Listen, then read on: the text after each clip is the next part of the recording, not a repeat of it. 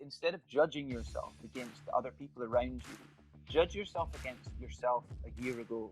Like, it was a piece of advice that was given to me a while back, and it really, really helped. Because if you turn your mind back to where you were a year before, it's usually a much better indicator of how you're progressing. And maybe you've not progressed very far, but maybe you've learned something, or maybe you've completed a job, or you've done this, or you've met these many people. And it's a much easier way to quantify your own achievements than to look at somebody else and go, oh, well, I've not done that, you know? And, I think it helps also be able to embrace and celebrate others, because really, like, this industry is built, especially the independent sector, is built on each other's success. So when someone is doing well, it's really, really good for everybody. So yeah, I guess judge yourself on who you were a year ago rather than those around you now. Today, I'm joined by Douglas Cox, film producer and owner of Shadowhouse Films. Douglas, welcome. How you doing, buddy? I'm good, man. Yeah, thanks very much for having me. It's makes a nice change to have a producer on. I know you've done it a couple of times before, but yeah, a bit nervous to be in front of the camera. Usually, really tucked away in the shadows. Well, isn't Zoom like your second home now after the past 4 months? You'd think so. I still forget, as I did at the beginning of this call, to unmute myself when I start. So I think the day I forget to do that is the day I've spent too much time on Zoom. Maybe that's just like your subliminal mind telling you to keep yourself safe, and it's actually a safety mechanism. Yeah, maybe. Maybe. So let's dive right into this thing. Like, you are one of maybe the few people that has actually been busy proactively making a feature film during lockdown, which is nuts in a really cool, creative way. And now it's blown up, right? Like, let's talk a bit about Host. Before I spoke to you a few weeks ago, you just finished post, I think, and it just picture locked. Was that right? Yeah, that sounds about right. I mean, it's been a bit of a whirlwind journey, really. We sort of developed, prepped, shot, edited, and released this feature film within 3 months. And it was all made at the height of kind of like COVID quarantine. So in like strict lockdown conditions, things began to ease as we moved into post-production, to be fair. But when we were shooting, we were, amongst the first sort of productions, really kind of actively figuring out ways to do things. And to be fair, we had an incredibly unorthodox way of filming, which, I think is what enabled us to kind of buck the trend the way we did. It's been a bit of a wild adventure that I've gone on, and all along the way with a lot of my filmmaking friends. It was our little gang of people that we know and have spent the last few years working together on various projects. We kind of teamed up and got busy during lockdown. So yeah, it's been a lot of fun, and yeah, to see the response and the way that the horror community in particular has sort of embraced the film. And it seems like it's sort of reaching outside of that now as well, and it's just a real treat to see something that you've sunk your heart and soul into get kind of welcomed into the filmmaking world in such For a way. real, So man. very happy. That's the reason why we do it. And I guess this must be weirdly rewarding that it's so quick, because normally, obviously, we're talking years from concept to in the big wide world. So have you even been able to process any of that? Because there's so many moving parts to what you do as a producer. You must be like thinking that you're still in development stage some days, because that's what it normally would be. Yeah, it's interesting. I mean, yeah, maybe I haven't. Maybe I'll sit down one day and be like, oh yeah. But I mean, at the moment, I'm still delivering aspects of the film. Like, obviously it's out now and online, but there's a huge amount of like, the legals and documents and stuff that are still just being kind of sent through and delivered. We shot without a script. It was based off of a kind of an outline and improvised. And so, like with documentaries, we're still, we've got the script made and that's going through all the neg checks and all that stuff. So there's lots of things still going on, and working to try and get something else going off the back of it. It's, one of the big things in this industry is like when things start moving, momentum. Yeah, make the most of it, because it's a fun time. And I've definitely missed momentum before. And it's not something, you could definitely generate it, but it's definitely something to enjoy when it happens and not worry too much when it doesn't. But when it does, I think it's always good to try and take as best advantage of it as you can, you know. That's the whole thing of, as a producer, what's on your slate, and do you have more than 2 or 3 things, and be ready for when those moments come, I guess, because this is organic. I mean, you weren't expecting this to happen in the way it has. I'm assuming it wasn't planned to even film anything during lockdown. Like, how did this all sort of come to be at such a weird time for sort of the global society? Like, where'd the brain thought come from? I mean, well, I mean, it came from Rob Savage. That's where it came from. Rob Savage, and I mean, me and Rob have been friends for a while, and it kind of like speaks volumes of the way. Oh, I think it speaks volumes of the way I carry myself as a producer. Like, my ethos is very much, filmmaking is about people. I've never really come through that kind of traditional sort of development side of production through film school or through any kind of learning curves like that. I just worked on set and sort of moved into the space that way. So for me, it's always been really important to really nurture these relationships and people that you share films with. And Rob and I had made a bunch of short films. The first one, I think, was back in, 2012. And it's interesting, in fact, that I was thinking about this the other day. Callum, our sound designer, and Dan Hawkins, who did all the titles and loads of VFX work, and others, I'm sure. But those two in particular stuck in my head as people who we worked with on that very first film, and we all kind of accidentally came across each other. And so we've just stayed in touch. And Rob and I are part of the same gang. We were hanging out on WhatsApp and doing Zoom calls and quizzes and all the rest of it, just like everybody else. And then he's just like, he got bored, and he was a horror director and he's bored. So what does he do? He creates some like really nasty prank video where he like decides to get everyone on a Zoom call to go up and investigate this noise in his attic that he'd been seeding for weeks as well. And he'd rigged up this contraption and cut in a moment from the film Wreck. And he just scared the crap out of everybody. And then recorded it, cut it together, put it online, and it went viral. And so from the back of that, everyone's looking at it, all the studios in America in particular, looking at it and going, "Well, who's this guy? He can make something that everyone wants to watch." And Shudder ultimately, really just bought into it and trusted us to make something on our own terms, which was, I think, the most important thing. And they kind of trusted us to just go out, find our kind of people, and make something based off of just a pretty loose idea. It was like some friends do a Zoom seance and it goes wrong, and that's how we made Host, basically. I like how that's come from sort of a bit of a practical joke and a prank that then just has taken you all the way to, on deadline.com and like blowing up online. And were you on like Good Morning America or something? Or I've not made that up, have I? You like No, you'd think though, right? We were on a segment called Binge This on Good Morning America, and so we were on just after the Seth Rogen's new film, the pickle film. Right. That's crazy. Yeah, I mean, I've got an amazing voice memo from Haley, who's one of our cast. She's American, and I sort of popped it into our WhatsApp group. We're going to be on Good Morning America, and most people I don't think really knew what it was. And then Haley just has this amazing voice memo. She's like, "Oh my god, what?" So it's I mean, that kind of stuff's that's mainstream. The point is, it's kind of mainstream, not just within the industry of Deadline being mainstream, but mainstream like just regular Joe Blow who doesn't know much about the industry getting views of it. And do you think that that's sort of testament to the fact that you made something so well so quickly and were able to turn it around in a time where people are craving content?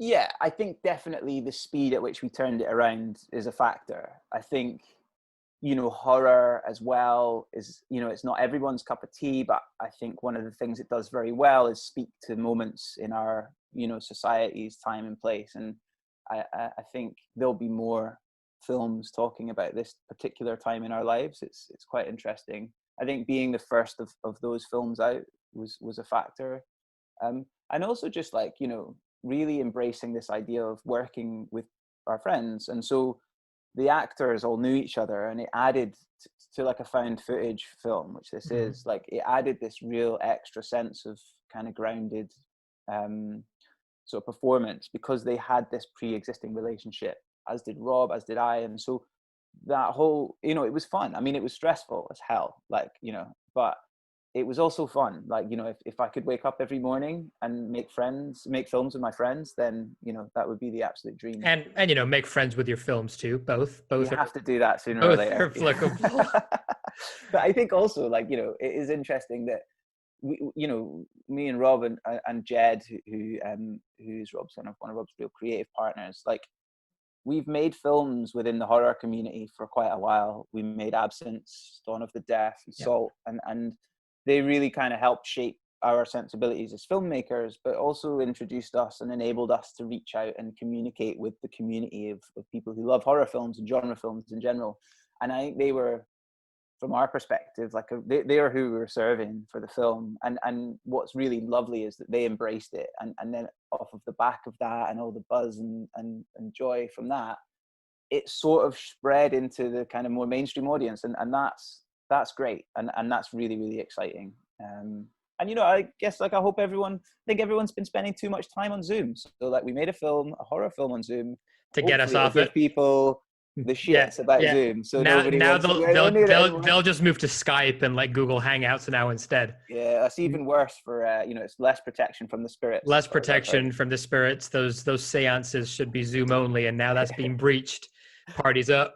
Yeah, I like what you're saying, though. You're talking about tribe in two different ways. You're talking about know your audiences, who are your films for, because that's what brought you to the party. And obviously you want to cater to them.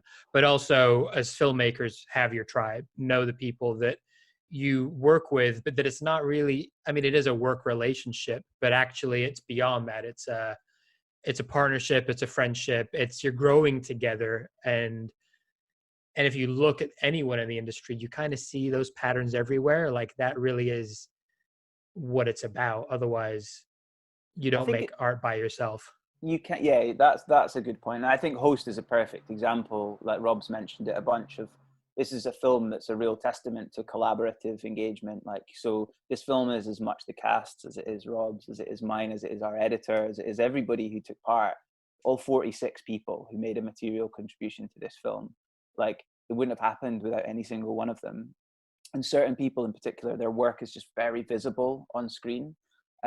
So it's that was really fun. And I think, you know, trust for me is everything. You know, this industry is, you know, it's no secret that this industry's got a real sharkiness to it, and it's something that, you know, What? if you decide to make a career here, you're going to come up against at some point or another. And, you know, it's one of these things that you either let it wreck you, or you just, like, you know, you work hard to be the solution rather than part of the problem. And I Yeah. think, you know, I've definitely been on the receiving end of some sort of pretty nasty stuff in terms of projects and people that kind of don't treat you with very great Respect. amounts of respect, or, you know, or consideration. And I think really for me, all that does is drive down a deeper desire to not do that myself. You know, it's like, you know, I this find place that is full really of good. interesting because you're right. You need a thick skin to get into this line of work. Not maybe just because of the people, but also because it's not the most secure career path in the world where you do a bunch of things and you're going to get to a certain point. Like, there is no rhyme or reason to it. But what I find interesting is from a lot of the people I've spoken to, and maybe you have had the same experience, the more young, like our generations and younger, seem to be a lot of the ones that are talking about this idea of create a new way of working, a way of working that is more embracing, that is more collaborative, that is more equal footing, where you are empathetic to people as humans and not just as pawns in a machine. Not dissuading that it's a business, because it is, of course, Mhm. but to operate in a way that is a bit more favorable, I guess, to the fact that we're all just humans and we're going to make mistakes and try our best. Yeah, I mean, be kind, be considerate, be empathetic, understand that, you know, it's human beings that you're working with, not people that will help you get the next rung up the ladder. And I think that's where the industry can, it kind of drives this sense of competition. And I think the thing that's really clear to me, at least, is that when one person succeeds in an industry, the whole industry benefits. And so, championing each other and promoting and supporting each other, knowing that their success means it'll be easier for you to gain success yourself rather than the other way around, I think is the way, it's the way I look at it anyway. And No, yeah, I think you're right. There's a generational shift. I think the thing that I'm personally really interested in is, learning about how it's done, like on a, I'd phrase this. I don't want to go in a kind of naive capacity to certain meetings, knowing that I have a different outlook on things. It's really important to me that I understand why things have been done in a way before, because it'll help me understand how to do it differently. And I think knowing what's round the bend kind of helps you kind of cut those corners a little bit. And it's always been a philosophy of mine. Like, if I'm producing, I want to know how everyone does their job. Because if I'm going to ask someone to do something, I'd like to know what that involves and what I'm asking them to do. I suppose this film was sort of a real tantamount example of that, because people were having to wear multiple hats all the time, right? So for you, what was that like? Obviously producing a feature film, but when you are literally away from everything, as everyone else was as well, like, was it challenging? Do you just kind of do it and roll with it? What were some of the key takeaways, I guess, from your side? There were definitely good and bad points. Like, I enjoyed working from home. Like, I thought there was a lot of benefits to that. Like, you gained a bit more of the day, I gained a little bit more shooting time. Me and Savage were like, we have a slightly ridiculous working ethics. So we were working some silly hours, the two of us. But there was a lot of interesting things, like being able to be part of the filming and being really witness to everything that was going on set, whilst also having access on another monitor to all my other work, so that I could multitask throughout the day, and I could keep an eye on scheduling and keep an eye on budget, and kind of, I found my own personal productivity went up, but it was also, the understanding of people comes when you're spending time with them. And I think this film only really worked in such a remote way because we knew each other anyway. Like, I knew what I was asking people, and I knew, I could phone them up and have a chat because they're all of our friends. Like, we've been hanging out for ages. So that really helped. The trust was there. Yeah. And I mean, things like, we did some sort of like things that people would just have like laughed at, and I almost laughed at when they said, Rob was like, can we set someone on fire? And I was like, maybe. And then we worked it out, and of course, yeah, we could. Of course, there's ways to do things that are safe. And really for me, doing something in lockdown was like, the first thing was like, how do we do this safely, where everybody is, not just sort of secure in the sort of circumstances where you would normally set someone on fire, for example, but also social distancing is adhered to. Like, how can we get around all of those problems? And it wasn't easy, but we did it, like, and everybody came out safe and healthy and hale. And that to me is probably the greatest achievement here. I love that film is probably the only medium where we can be talking openly about setting people on fire and have it be totally cool. It's the best. I think it was like a challenge of Rob's. He kept starting off the days with things like, so that scene we were going to just do in the kitchen, now I want like a bottle to come up and like smash over the back of someone's head and knock her out. Can we do that? It's like the morning of the shoot. Like, not today, we can't, but give me an hour or two to figure it out. Of days and we'll figure it out. Yeah. It's like a big puzzle always, but with this case, it's a puzzle that no one's put together before. So I guess we're going a little bit blind into some of it. Absolutely. I quite like that pressure, though. I've always been someone who learns by doing. I'm not afraid of making mistakes. And I think that's a really positive way to look at things. And it's something I always try and instill in people who are working with me or for me. And, you can't be afraid of making mistakes, because then you'll never try anything new, right? Exactly.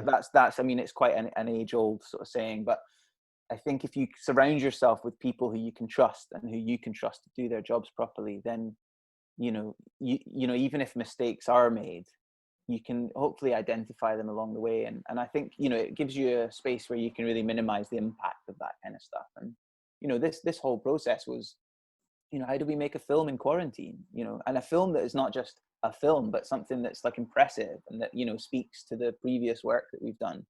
So it was a challenge for sure, but we stepped into it shoulder to shoulder with people who we knew were up for that challenge as well. And so it was always a spirit of like, how do we do this, rather than we can't do that.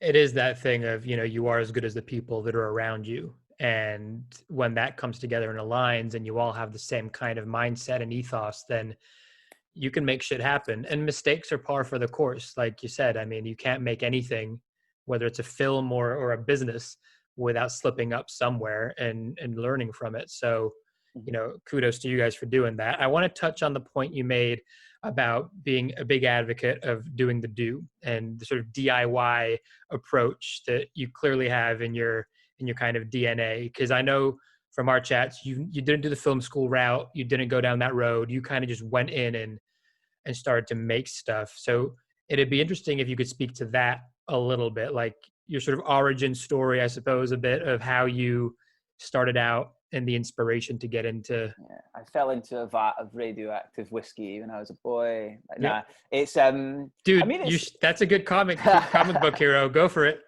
I mean, I guess origin story. I mean,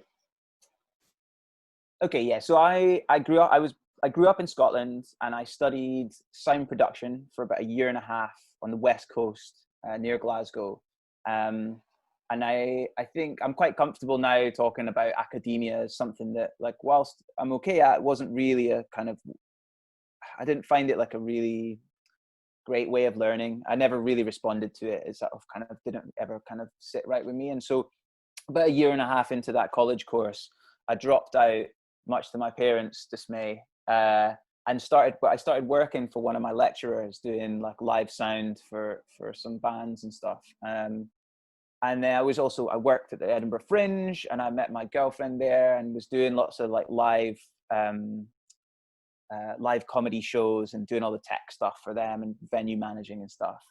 And so my girlfriend, who I met at the Fringe, she was living in London. So she left to come back to London, and I basically sort of followed her down. And I started working, gigging in bars, doing sound, started tour managing a bit, kept doing the comedy circuit. So I ended up working with some really cool comedians, people like Tim Key, Claudio Doherty, Aisling B, Jamie Demetriou, like folk that you now see on the telly. And it's like, they're people that, I just spent a lot of time with, developing their shows and figuring out how to kind of make the live experience work for people.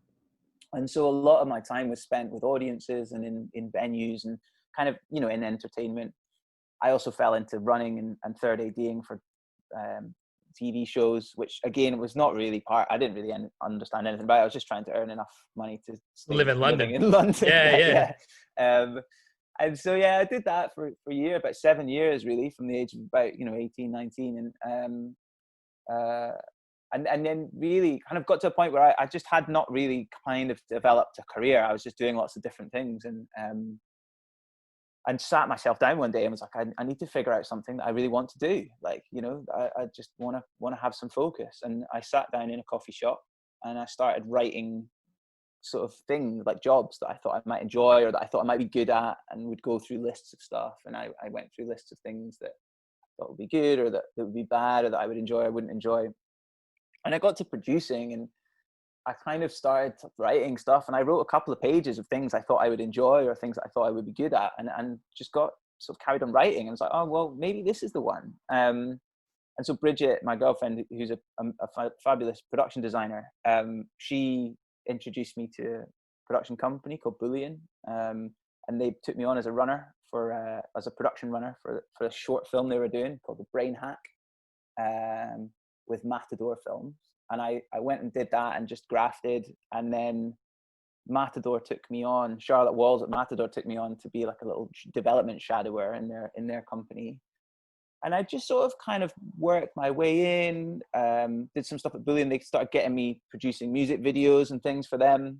So I did a lot of that. And I ended up getting a call from them. They'd taken on a short film, and they needed someone to come and run the production. And it was Rob Savage, and it was a film called Healy's House that he'd written with Kate Herron. And so I kind of came on, and that's how I met Rob.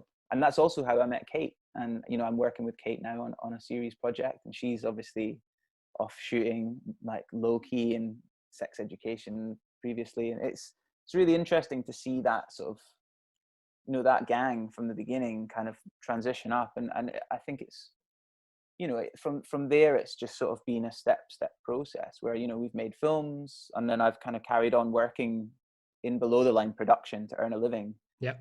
And that's kind of been really helpful, especially for something like Host, where, you know, I've got a background working in high-end TV and low-end TV and, like, you know, independent features and stuff. And so I've done it all as a production manager, as a coordinator. So I kind of knew all the right people to call and all the right things that we needed to do. And, you know, I think it's been a journey of just learning by doing, really. And for me, that's been how I kind of respond. And I've been very fortunate with the people I've met along the way, and you know, I like to think that I've done right by them along the way as well. And, you know, so I think that sort of stands in good stead moving forwards. Well, I don't think you'd be working together with them still if that wasn't the case. Yeah, maybe.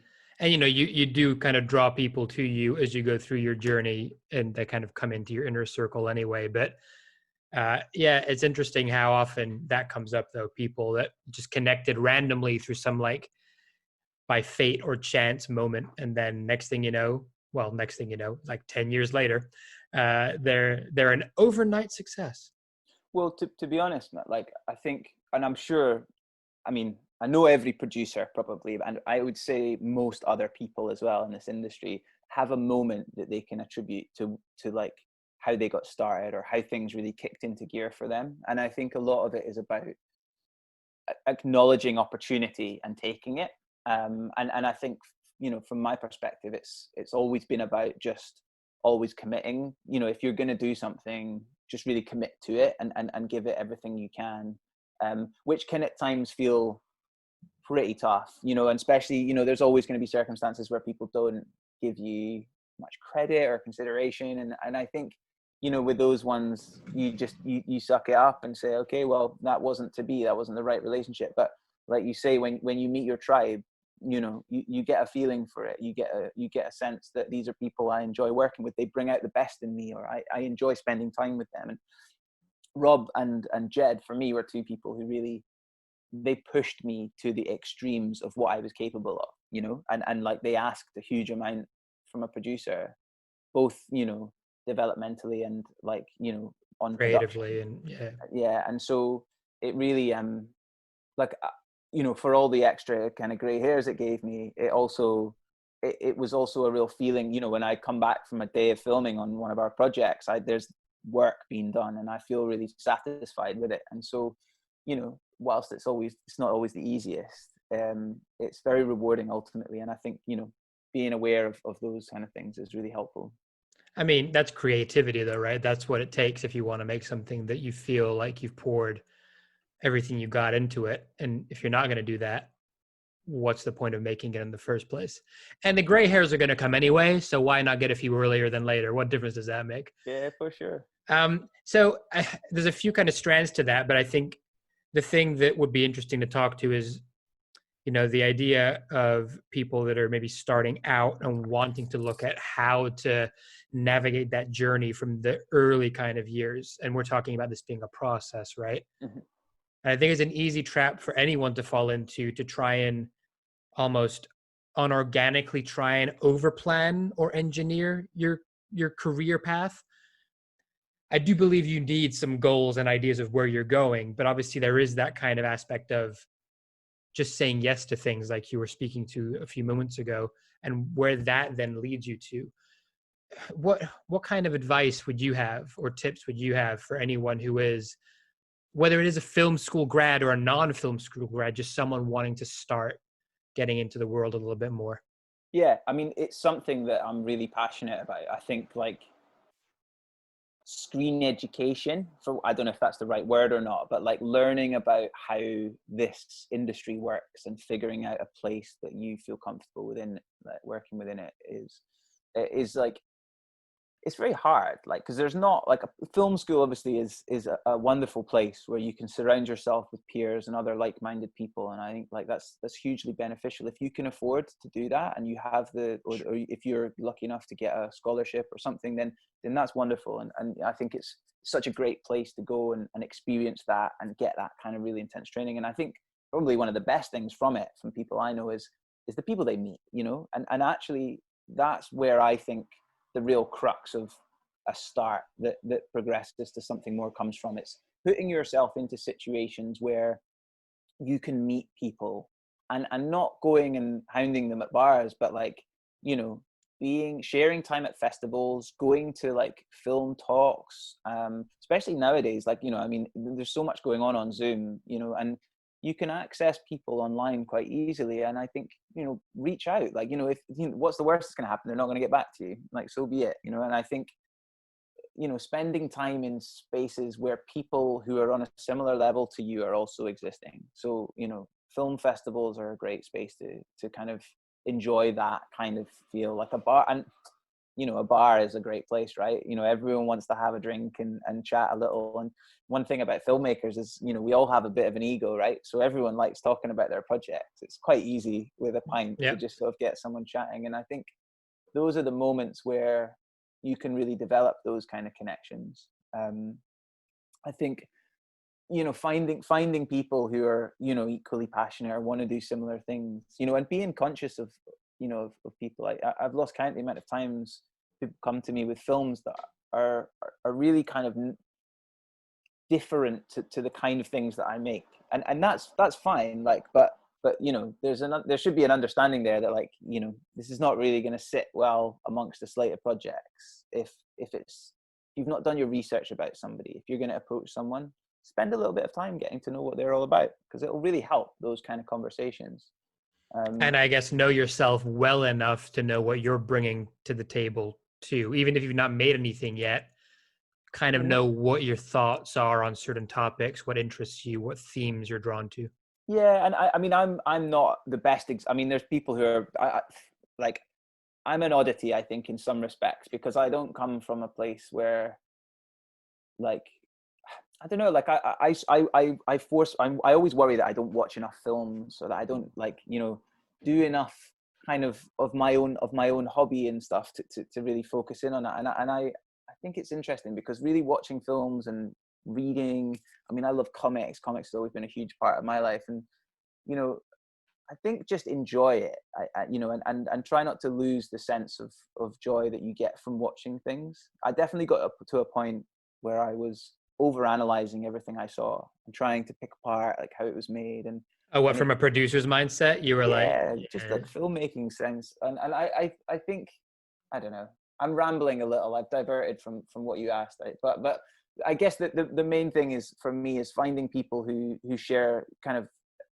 values in terms of what they want to do, and be really tuned into opportunities, and sort of say yes to everything. Like, you know, if you can, you know, I'm aware that not everybody's in a position to always take time off to go and give themselves over for free to go and make something. But, you know, if you can, try and sort of figure out ways to spend time and get to know other people who are making things, because building your tribe is one of the most important things. And if you can't afford it, or you know, if you're struggling to kind of to carve that time out, then, you know, there's places that can help with that sort of thing. There's quite a lot of schemes, especially nowadays, that are really supportive of people that are coming from different socioeconomic backgrounds. And, you know, I think especially with producers, like, you know, I'm one, and I'm sharing the Insight program with a lot of other producers who I know come from similar backgrounds, where we're really responsive to people who come from sort of slightly less advantageous backgrounds. And I really hope it's an opening up of the industry in that sense, because there's so many stories to be told from different perspectives. And I think we've had a lot of similar perspectives for many, many years. And I'm excited to be seeing some new ones coming through on screen. Yeah, it's always important, I think, to make sure that the voices that are writing and talking about specific things and experiences or places are actually from those places or had those experiences. And there's only a certain frame of reference that I could have on a particular thing, or you could have on a particular thing. And, you know, the world is a big old tapestry, and it's slowly getting there, but I think there's still But a we hell of a also long way to go. we can share those experiences, though, you know, like that's why those kind of films are so important. So like, you know, you meet someone who's got a particular view or a particular kind of perspective on the world, then work with them and make something cool. Like, you know, that's the sort of way to do it, you know. And don't be too, I think the other thing I would say is like, there's so many different ways to find a path through this industry. Like, you know, I think every opportunity or every chance is an opportunity, you know. So that sounds super vague, I realize, but I guess what I'm saying is like I've done gigs where I've been just a driver, or I've gone and said, oh yeah, I'll come and be like a runner for this, Yeah. or yeah, I'll drive your kit out, and you know, I've ended up bumping into people who I still, you know, stay in contact with today. And if you find yourself in those environments, you know, see how to make the most of it. Yeah, no, it's going back to that kind of core theme, I think, of this chat, which is about the people and the connections that you make, but that sometimes they happen in weird little ways that you can't really plan for. And it's just being open to what life brings your way. And I'm going down a vague path here as well. But Well, one big tip I have, and it's something it's very small in one respect, but as a producer, I think something that I think was given to me when I was doing cars at the London Film Festival, and I had a boss called Leon, who he was always very adamant to thank the drivers who were working with us every day at the end when we'd phone them up and say your shift's over, and he'd say you have to say thank you. You always say thanks very much, and I've taken that on with me as a producer. You're bringing people on and asking of them, like, you know, in you know, whether it be working for free or working for not very much or working fully paid, you know, you're still asking them to do something. And I think when a day is finished, if you can find that time to go around and say thank you to everybody, it goes such a long way. You know, it's one of these little gestures that you can do to just make sure that, you know, you're remembered as the person who was considerate enough to reach out to a runner and say thanks for your time, because that runner 5 years down the line could come up with like some badass idea for a film, and then you're away, you know. and even if not, it's just making people feel good and valued in the moment for what they've done, and no expectations of maybe in 5 years they are going to blow up. But it's just being a good person, man. It's what you said before. Just be kind. But yeah, and like reputation is a big thing, you know. This industry talks, like everybody knows each other one way or another. How many degrees, I don't know, but if you're a good person and kind to people around you, then, you know, fine, you may get taken advantage of on occasion, but I tell you right now, in my experience, the karma that comes back to you and the goodwill that comes back to you will always win ultimately. Like, and that is for me the optimism of this industry. Is like, yeah, there are things that can knock you, but if you maintain a positive attitude, I do think that the opportunities that come back will always outweigh it. And you know, that I mean, that's very much my philosophy, at least, and I am a hopeless optimist, I think. So It's the only thing you can be. Maybe you need that as a producer. Maybe you, well, that's no money in it. That's the thing. Yeah, exactly. You've got to be a hopeless optimist and have a good bottle of whiskey at your bedside just in case you have a rough day. Yeah, for sure. You're going through. Awesome. So let's talk a little bit more about that sort of idea of collaboration, but specifically, I guess, with you and Rob, because obviously you've done a few films before. You've now done host. I want to talk specifically about this idea of shorthand and whether you have one or not. Like, have you developed a way of working that is very sort of just intuitive now, or is it still more sort of cut and dry? I don't know. I think communication is a big one for me. Like, I would like to be, like, I think communication is the most important skill that you can develop as a producer. Like, you're in the middle of a huge amount of people, and you have to be able to communicate to every single one of them, especially when you're starting. If you're working on shorts, or if you're working on sort of, you know, projects that ask you to not just be a producer but a line producer, and like, you know, all a location manager and all these other things that are a bit crappy to have to do at the beginning, but you know, you will keep having to do them for a while, sorry, but like, you know, and then, you know, being able to like transfer that information to people, and to be able to like really understand what folk want, and you know, articulate it to others. I think in terms of shorthand with me and Rob, like, don't know, like, yes, I guess so. It's not something I really think about. And so I couldn't really explain if we have one, what it is. But, But there is something. but there is something there. Like, and we were chatting about this earlier, like, today, in fact, we definitely understand each other. And like, he understands when I need something of him, or I need him to change something, you know, it's a conversation that often results in a totally different way of doing things. So he asks to do something, I said, we can't do that. And then what the reality of that is that we find a different way to do it. So it's never me saying no, and it's never him saying, I need it to be like that. It's just, okay, let's just find a new path. And I think in terms of shorthand, that's possibly the best way to describe it, is like, it's very much a Problem solving. problem solving. Yeah, there's only speed bumps. There's never a wall. Or if there is, you can smash through it. That's a good t-shirt idea. You got to put that on a t-shirt and start selling that on the side. Obviously, there's a lot of creative aspects to what you do as a producer, and that's not always something that people on the outside maybe would think a producer's job is. I'm getting that more and more from the people I'm talking to, that, the common conception is you do the finance and you get the funding and you like manage the set. But there's this huge creative element that obviously is a big part of it, if not the main part. From your point of view, though, are there any other like big misconceptions that you think people have, or any sort of things like that are worth demystifying to give people a better feel for what you actually do? Well, it's an interesting point. It's something that I've struggled with for years. In fact, I'm sure most producers have. Like, the interesting thing, or my perspective on this, is actually like there are just different types of producers. Like, I'm on the Insight scheme with 11 other really amazing producers, and we all have a completely different skill set. For me, like, I'm having not really undergone any formal training, like I'm not the strongest development producer, nor am I like super well versed in financing and contractual stuff, because it's not a world I'm that familiar with.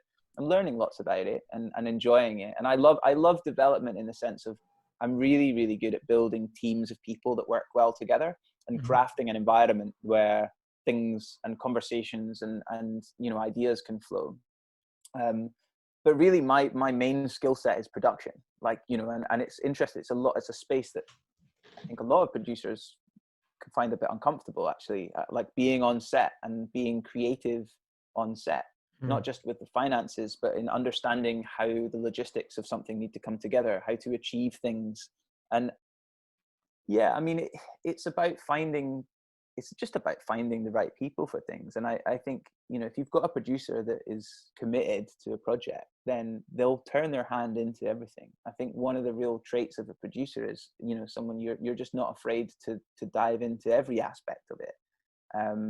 And you just will naturally have bits that you're better at experientially, really.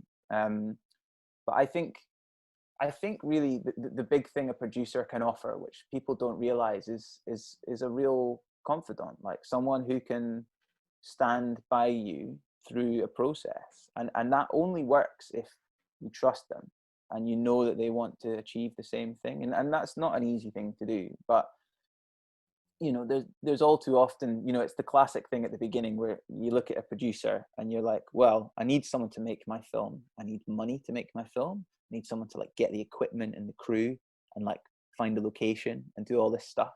And like, yeah, a producer will do that on a short, but they need to be creatively engaged often, like, and so it's not, if you're just expecting them to do that job, that's a line producer, or that's a kind of, there's lots of different jobs that are rolled into one. And I think if you embrace a producer as a partner, on a project, and I'm sure other producers who you've had on to chat will say similar things, that's the holy trinity, is that the director, the writer, and the producer, it's like they're the kind of driving force at the beginning of a project. And that's how a team begins, and it's then building around that and finding a space where all of those creative talents can blossom.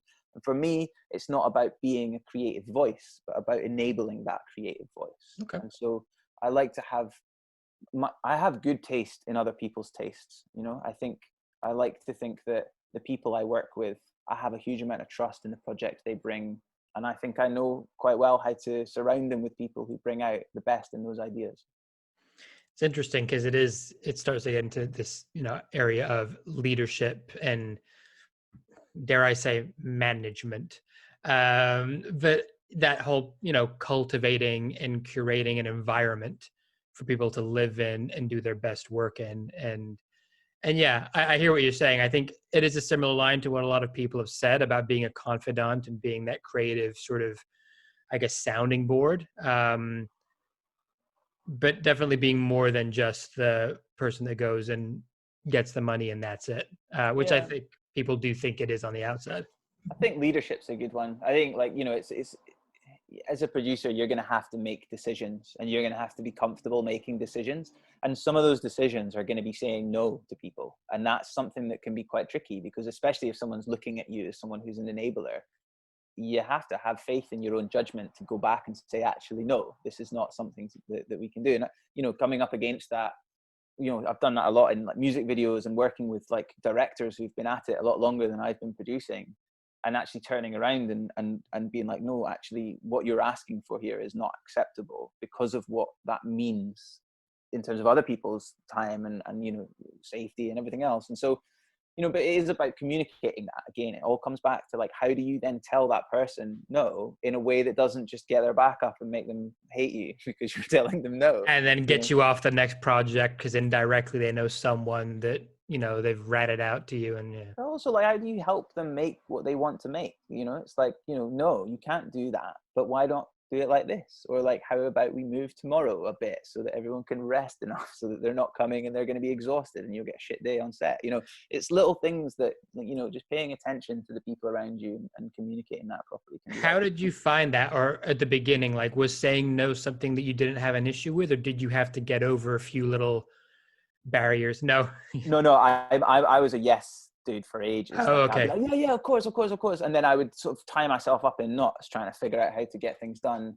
And then, and I'd eat up my own waking hours to just figure things out and put all of my energy in that way. But I think it's like anything, it's a skill. You have to learn to trust your instincts, and that comes with experience a lot of the time. You say yes and then go, fuck, why did I say yes? Now I'm carrying 10 bits of equipment up 2 flights of stairs again. Like, or why am I unloading the lighting van at 4 a.m. again? And the more you do it, the more it's just the expectation that Douglas will just keep doing that. Well, no, but it's not even just that. It's more just like, well, I've done this and that's fine. Like, I committed to it and I've got no problem doing it, but I don't enjoy doing this. How can I avoid this happening again? And learning from that and going, well, okay, next time maybe let's not schedule everything in for this days on the week so that we have to get everything back then. We can take it back tomorrow morning, or whatever. Like, it's like there's loads of different little things, and the minutiae is irrelevant. The main thing is like, learn from the process each time, and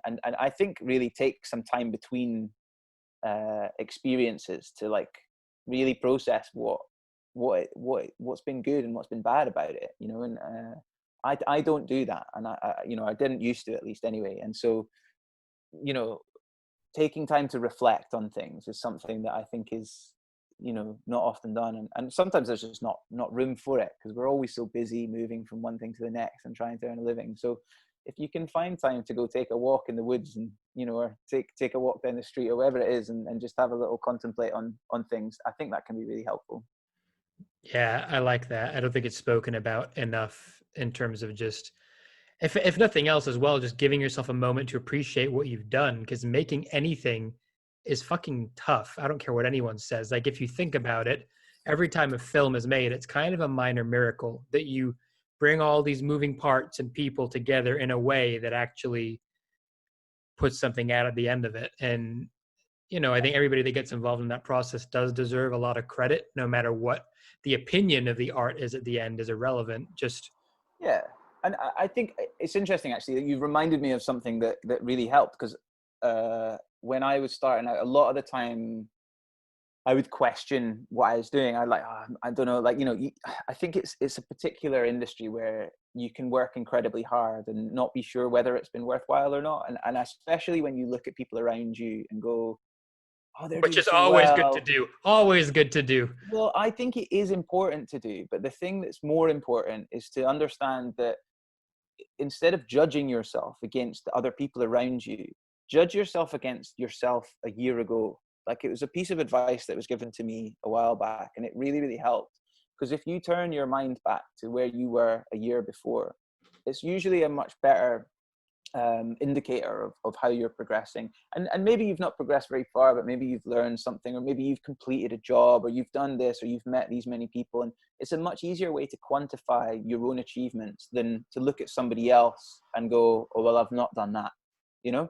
And I think it helps also be able to embrace and celebrate others, because really, like, this industry is built, especially the independent sector, is built on each other's success. So when someone is doing well, it's really, really good for everybody. So yeah, I guess judge yourself on who you were a year ago rather than those around you now. That's solid. No, solid, man. Definitely. I think not going to add anything more to that because you kind of just buttoned it off nicely. What I am going to do is bring in, so Sean here is a film student. He's in the waiting room. Let's bring him in, and I'll shut up, give you a break from me, let him have a quick chat with you. Hey, Sean. Hey, man. Hey, sorry I'm late. I really apologize about that. I wasn't even looking at the time, so you could have said nothing. You would have been fine. You're on with Douglas, so I'll kind of leave you to it and let you guys have a bit of a chat. Yeah, Hey, Sean. sure. Nice to meet you. Sorry if I look like really warm, by the way. It's so hot here. Mate, don't even. It's fine. I'm Scottish. I can barely stand. I'm gonna have to peel myself off the sofa in a minute. Like. Fair enough. I just wanted to ask then, the first question that's kind of been in my mind a lot is, I guess I've been trying to figure out a way to ask, how do you get in a position where you're working with people without going to the film school or anything like that, or having that kind of background? Because, a lot of people my age and a lot of people at film school assume that is kind of like a necessary part of it. And it is scary thinking about, not going back or not having anything to do with that side of it, which is something I've been, thinking about a lot lately. So yeah, if you can speak on that, if you have any advice or anything, really, that would help. Yeah, I mean, well, it's difficult in a sense, because everybody will have their own journey. Like, I mean, that is naturally the way it works. But I think from my experience, one of the things that I have found was incredibly beneficial to me, and I do try and pass it on, is like, there are loads of production companies that make things for people, and especially like music production companies. And I guess I'm going to be a little London centric here, but know that that's because this is where I am, and there are places that I know. But I know, that there are places that exist outside of London and companies that you can find. But they're almost always looking for runners. They're looking for people to come and take part on set, and they may not always be able to pay really well, but there are places where you can go and get a sense of how a set works, of how, people interact with each other, start understanding the language of set, and really just kind of get a feel for it, and meet people as well. Because really, like, when I say get into a space where you can meet people, I kind of mean get on set, like, because it's all well to meet folk at a bar or at a festival, but if you can wangle your way in as a runner or as a driver or as someone who's helping out, that's where you're guaranteed to meet people in the industry, Of course, yeah, that makes sense. So you think that's a very important step in terms of, networking? Because that is the way, I guess, that a lot of people get those opportunities, isn't it? Is kind of meeting people. And you're saying it's kind of a necessary part of that, really, is being part of sets and that kind of work. It was really important to me. I mean, there's different ways of doing it, but for me, I really I think everyone benefits from spending some time on set. I think being a runner, is really, really, really helpful for anybody. No matter whether you want to be a director or a cinematographer or a writer, which are the main three, but also there's so many different ways of existing on set. And I think when you're a runner, you have the freedom to appreciate everybody's job. You have to work doing pretty menial kind of stuff, but it's a nice opportunity to witness how everybody interacts. And often, I mean, Dan Hawkins, who's a VFX artist on Host, he came on as a runner driver on the first short that I did, and me and him drove everybody around the country for 2 days, or more, in fact. And we've just stayed in touch. He lives around the corner now. We got drinking. It's that's how we met. We just met by making something together. And it didn't matter that he was a runner. He was a friend. We developed that friendship over, you know, spending Yeah. loads of time together on set. Yeah, that's really cool. Yeah, no, I noticed that from the last time I did this, the idea of, you know, just being friendly with people. You don't have to think of it as necessarily work. It's kind of that idea, you know, just having those relationships and things. I also kind of just wanted to get an idea from your side of it, how someone like me who is looking to kind of be a director eventually, how you kind of find that relationship. Obviously, I know you spoke about being on sets, but in terms of, I don't know, I guess I'm trying to figure out for me the next step of, you know, do I go back to uni to finish my final year now? Do I kind of just work on things and try and figure it out outside of that, because I'm going to have to do that anyway?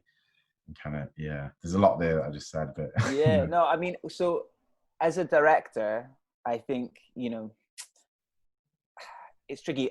So I came out as a producer. I've never really wanted to be anything else. That's how I Yeah, kind of came into it. yeah, But I think one piece of advice for everybody, and the same goes for me, I try and live by this, is like, you know, making films leads to making films, you know. So the more you can make, the better, whether it's a music video, whether it's, you know, like, so Charlotte Regan is a great example of this. She is an incredible director, and she just grafted by making films, making music videos for people, you know. And it was like, of course. you can find people who want things to be made, and you can make things with pretty much anything. We made Host with mobile phones, like, you know, the whole film, like, so it is, you know, it's very possible to create things. And I think just try not to worry too much about equipment and technology. If you've got a good idea for a story and you know, and can, you know, I think if you're looking for one piece of equipment that you absolutely need, is like a good way to record sound, because sound is so key. It's more important than picture, no matter what everybody says, like, trust me. No, I And agree so, with you. Yeah, yeah, but like, if you've got a good idea, story, good story, good characters, you know, you can create with pretty much anything, and that's where you'll find your people as well. yeah, of course. Yeah, I think just adding on to that as well, if you can speak on it, is the whole kind of, I mean, it's already really hard thinking about, you know, the way that you progress in this industry, but particularly getting into it now as well with everything going on, is that's been something that I personally, I reckon a lot of other people out there have been worried about, is, you know, it's not stopping anyone, but it's kind of, it's slowing things down, it seems like getting out there and making things with all the restrictions.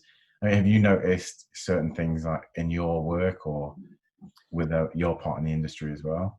Well, I mean, it's interesting, like, so the way that we treated Host was like the sort of limitations. Instead of looking at them as limitations, we looked at them as opportunities. So okay, everyone's stuck at home, but that means that there's loads of people who would otherwise be working that are available. And because we're going to film it online, we can work with anybody, and they don't need to exist in the same space. So we can work with people in all different countries all over the world.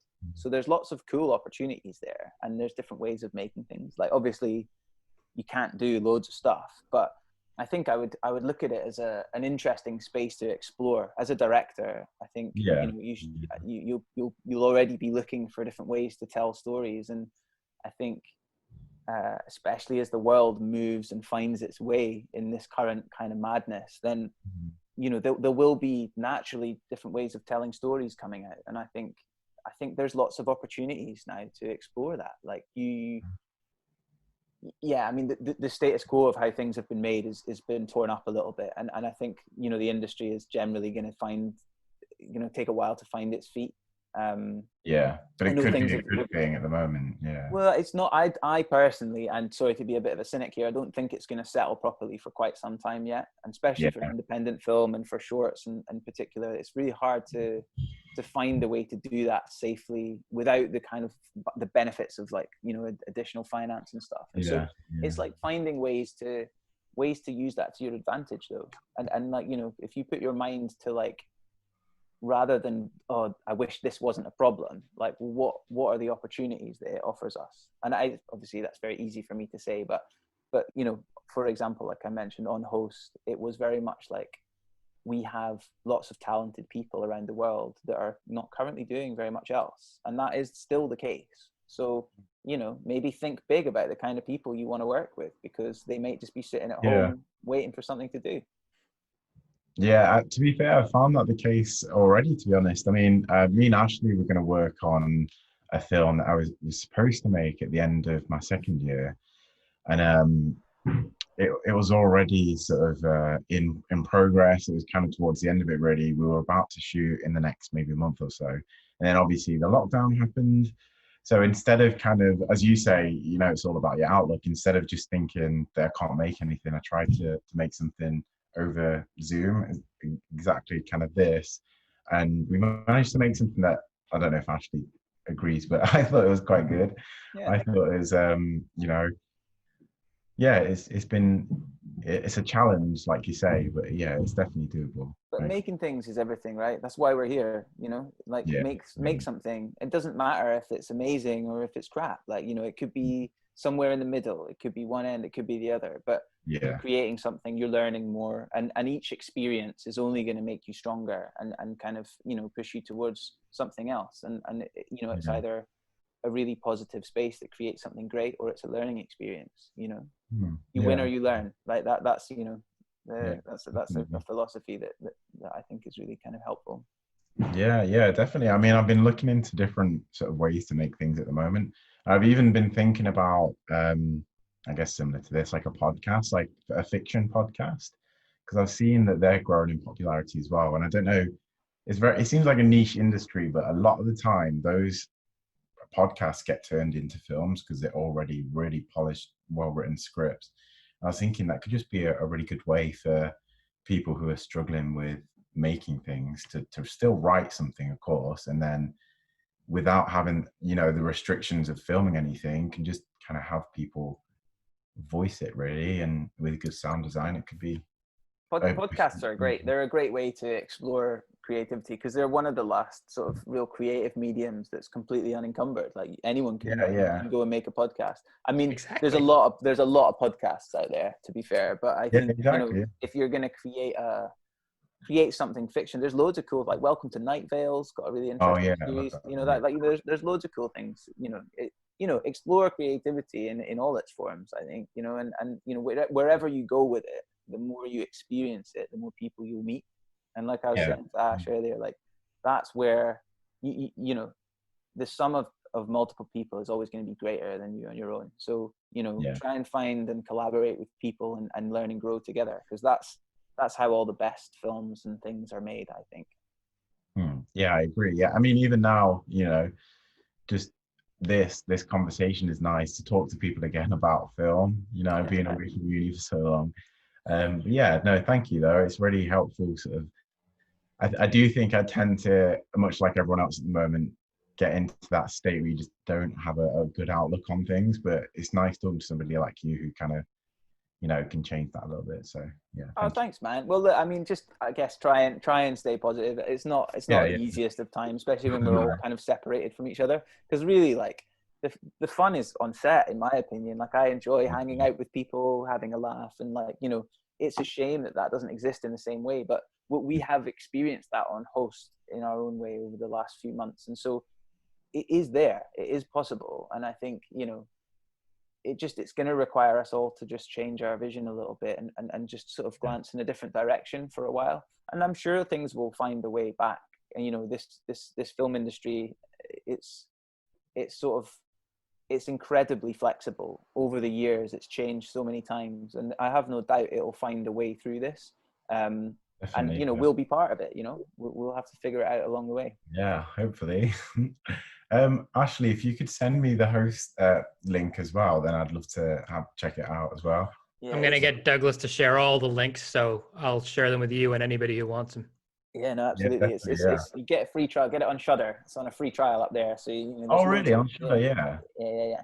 Oh, cool. I keep seeing. I was actually looking at getting a trial of that because they have some quite good. They have that documentary about cursed films or something. I think it is. Yeah. Yeah, it's great. There's loads of really good stuff up on the site as well. But there's a bunch of different codes you can use to get 30-day free trials as well. So I'll share them with Ash as well, so you can all have them. That'd be really cool. Yeah, and likewise, I'm happy to, if I do end up making a podcast or anything, sharing it with you or with Ashley or anyone.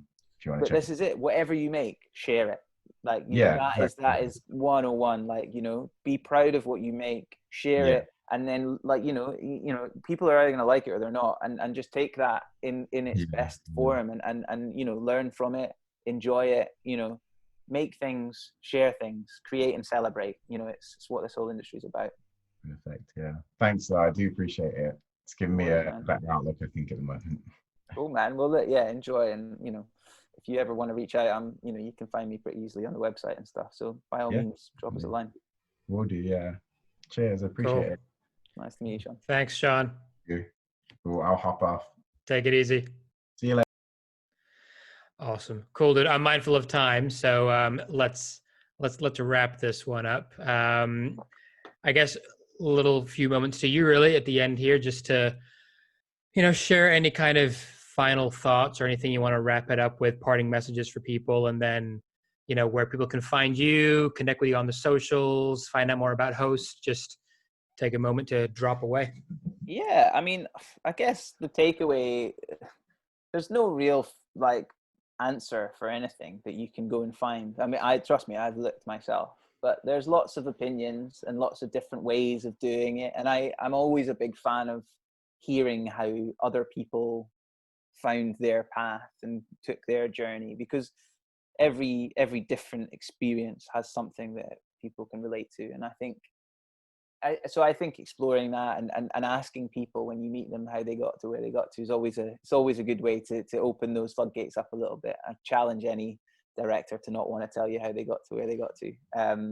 But yeah, and just, yeah, enjoy people and embrace the goodness in filmmaking, because there's such a lot of positive outcomes from it. You know, it's a place where you can develop a community, you can develop a tribe, you can tell stories, and you can share stories. And I think, you know, it's such an important part of our culture is sharing experiences. And I think, you know, even more so in these kind of times, the more different stories that we have access to, the better equipped we'll be to really understand each other. So, you know, that's my old kind of weepy philosophy at the end of this session. But yeah, look, I mean, I'm pretty easy to get in touch with. I've got a website which is undergoing maintenance, for lack of a better word.